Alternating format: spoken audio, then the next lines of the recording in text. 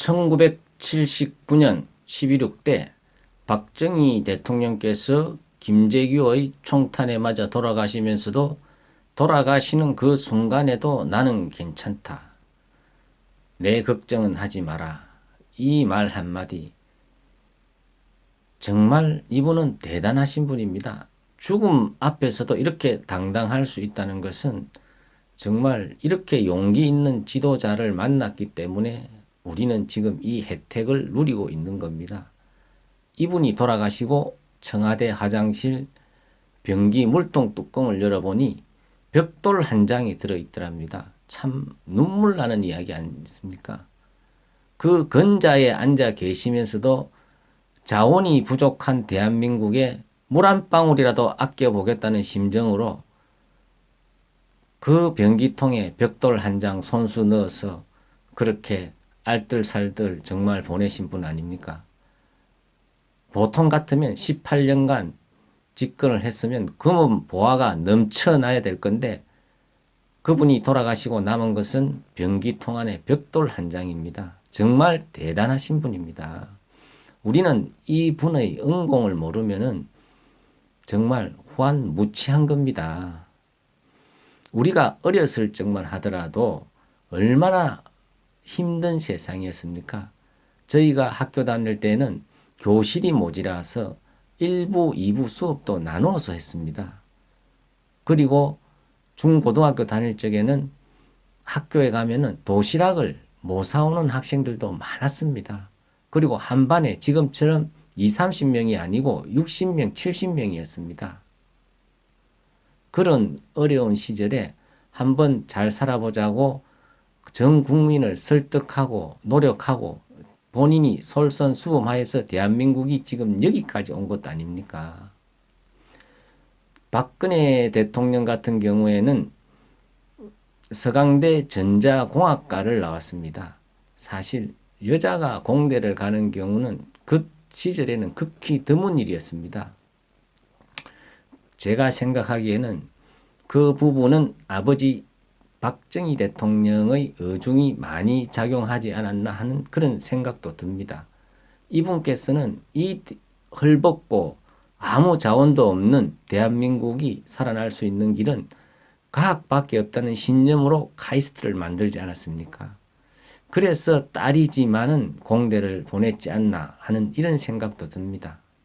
어쨌거나 박근혜는 공대에 들어가서도 열심히 공부를 하여서 졸업할 적에는 4.0 만점에 3.85라는 우수한 성적으로 수석으로 졸업을 했습니다. 굉장히 영특한 분입니다. 이분은. 왜 그러냐 보면은 이분은 어찌 보면은 이과적인 성향보다도 문과적인 성향이 강하신 분이에요. 이분이 실제 시도 잘 쓰시고 문단에도 등록되어 있으시고 실제 의학 실력도 5개 국어를 능수능란하게 하시는 분입니다. 우리나라에 수백 명의 국회의원이 있고 잘 나가시는 재벌 총수님도 계시지만은 이분들이 5개 국어를 이렇게 동시적으로 할 수 있는 분은 박근혜 대통령이 유일하지 않나 이런 생각도 듭니다. 영어, 불어, 스페인어, 중국어 이런 일화도 있습니다. 이분이 한나라당 대표 시절 중국을 방문을 했는데 중국에서는 거의 국빈 수준으로 대접을 하고 후진타오 주석도 만나고 마지막 날 그 안내를 했던 중국 외교 관리가 대표님 이번에는 일정이 너무 바빠서 쉬지를 못했는데 다음에 저희들이 한번 초대할 때는 일정을 여유롭게 잡아서 관광도 좀 하시고 편하게 모시겠습니다. 이렇게 이야기를 하니까 박 대표가 제가 그렇게 편한 팔자가 되나요? 이 말을 중국어로 능수능란하게 하니까 옆에 동행을 했던 구성찬 의원, 그 당시에 한나라당 의원인데 중국 전문가입니다. 그리고 이 중국의 외교 관리 이분들이 깜짝 놀라서 감탄을 했다는 이런 일화도 있습니다. 그리고 이분은 성향적으로 아버지 박정희의 유전자를 많이 받은 것 같아요. 왜 그러냐 그러면 제4회 지방선거 때 이분은 그 한나라당이 어려울 때마다 한나라당에 일어날 수 있는, 살아날 수 있는 기여를 많이 하신 분입니다. 실질적으로 2004년도 노무현 탄핵 역풍이 불어가지고 한나라당이 60석도 못 얻을 것이라는 그런 언론 보도가 많이 났습니다. 그리고 한나라당은 이제 망했다. 이 역풍으로 인해 가지고 그때 박근혜 대표가 나서서 비상대책위원장을 맡고 모든 당의 재산을 매각을 하고 천막 당사로 옮겨서 국민들을 설득을 하고 총선에서 열심히 뛴 결과 아무도 예측을 못했는데 121석이라는 대단한 성적을 내지 않았습니까?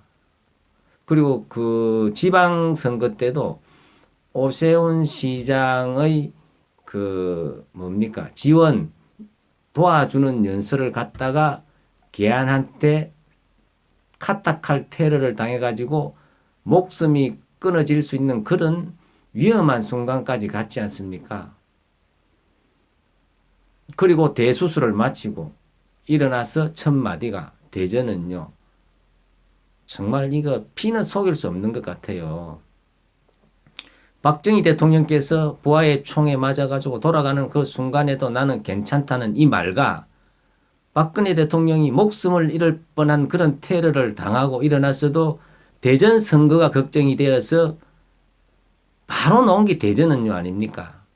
그 말로 인해 가지고 불리하던 대전 선거가 한나라당의 승리로 끝납니다.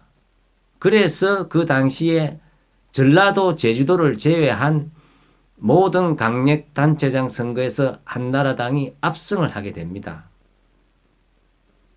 이런 분을 갖다가 자당의 의원들이 60몇 명인가 하는 이 사람들이 참석을 해가지고 탄핵을 시킨다는 게 이게 말이나 됩니까? 이거 변망덕한 짓 아닙니까? 이거는 정말 했어도 안 될 인간의 짓을 했는 겁니다. 이게 어떻게 그렇게 할 수가 있습니까? 박근혜 대통령이 잘못한 게 뭐가 있습니까? 이분은 집권하는 동안에 통진당을 해산을 시키고 민노총을 무력화시키고 정교조를 무력화시키는 국익에 도움되는 일만 했어요. 지금 현재 보십시오. 거대한 권력 집단이 되는 민노총에 의해 가지고 우리나라 언론이 망가지고 있잖아요. 모든 언론도 뭡니까? 민주노총 언론 쪽에서 장악을 해가지고 공정 보도를 안 해요. 박근혜 대통령이 있는 그대로 제대로만 보도만 됐어도 실질적으로 탄핵은 불가능한 겁니다. 방송이 공정을 잃으면 어떻게 됩니까? 그거는 쓰레기보다 못한 거예요. 제가 보기에는. 그건 한마디로 악마입니다. 방송이라는 거는 국민이 올바르게 판단을 할 수 있도록 있는 그대로를 보도를 해줘야 되는데 자기 입맛에 맞는 대로 편파적으로 보도를 하고 왜곡해서 보도를 하고 국민이 착시 현상을 일으키는 겁니다. 이거는. 그 폐단이 지금 오고 있지 않습니까? 박근혜 대통령 지금 차디찬 마룻바닥에서 700일 넘게 지금 저렇게 엄청난 투쟁을 하고 계시지만은 지금 모든 것이 거짓으로 드러나고 있지 않습니까? 우리나라 법관들도 정말 역사를 생각하고 판결을 해야 됩니다. 어떻게 이럴 수가 있습니까? 이게 돈 한 푼 받지 않은 그분을 어떻게 뇌물죄로 33년을 감옥에 쳐넣을 수가 있습니까? 그거는 양심에 찔리지도 않습니까? 이거는 있을 수가 없는 일입니다. 물론 시간이 지나면 다 밝혀지겠지요. 그게. 근데 이렇게 터무니없는 짓을 하고도 정말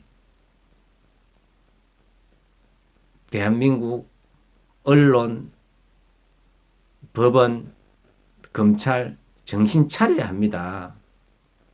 어떻게 이런 일을 할 수가 있습니까? 그리고 박근혜 대통령 같으신 분은 이분의 타고났는 기운적으로 보더라도 뭐 뇌물을 먹거나 뭐 이렇게 하실 분이 아니에요. 이분은 사주팔자 자체도 보면은 이 기운이 물기운이 굉장히 많습니다. 이 천간에 네 글자가 큰 물로 다 이루어져 있습니다. 특히 이 물기운이 강한 분들의 특징을 보면은 굉장히 사람이 지혜롭고 또한 생각이 깊습니다. 또 물이 어떻습니까? 물은 바위에 부딪혀도 어떻습니까? 멈추지 않고 흘러갑니다. 굉장히 유연성이 있고 또한 감각이 있습니다. 균형 감각이 있습니다. 물론 물의 어떤 특징이 차갑고 냉정하고 단호한 그런 면도 있습니다.